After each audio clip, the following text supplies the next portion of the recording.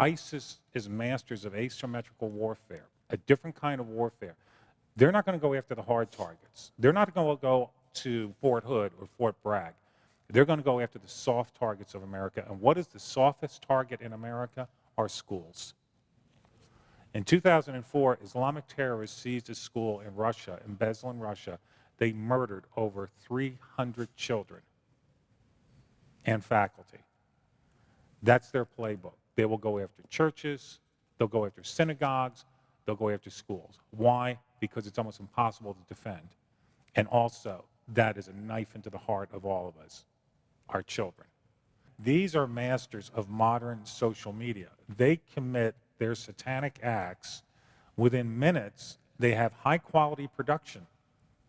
In fact, one of their heads of global communication was educated at Northeastern in Boston and went back, and thousands of Westerners are going in and joining these people. Essentially, what's happening there is, let's draw from some bad fiction. It's like Hannibal Lecters of the world are being told, you come to our place and we'll let you do anything you want under Sharia law. And by the way, you'll get the rewards in paradise, and maybe we'll compare Islamic heaven to Christian heaven at some point, which is very strange. So at least the Australians broke up one cell. But recall, only several weeks ago, some members of Congress were openly saying there's at least 200 that we know of have already infiltrated into the United States. So if that's the one you know, how many do we not know? That's what I'm hearing from some people, declassified, just conversations with folks in the military saying, they're already here. They're already embedded. They're just waiting for the signal to go. And I fear it's going to be quite soon, because that's what they promised. And they have done everything they promised.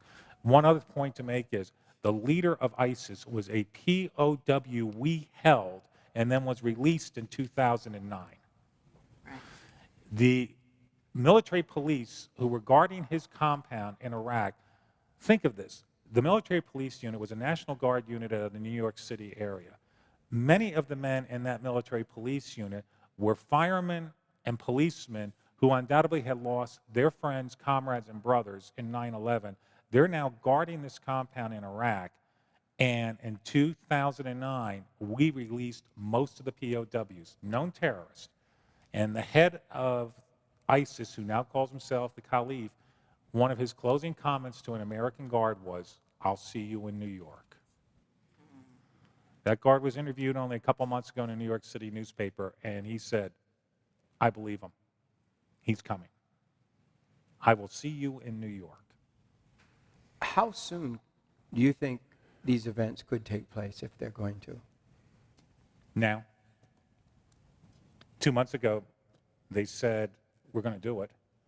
Within the last several weeks, our stated policy in dealing with ISIS has shifted from no policy, and remember the statement that this was a JV team of terrorists, and then suddenly there became a policy was formulated, and that policy became, we will face them, but we're not going to put boots in the ground. I'm not advocating a mass troop intervention, but you don't tell your opponent, we're going to drop a couple bombs and that's it.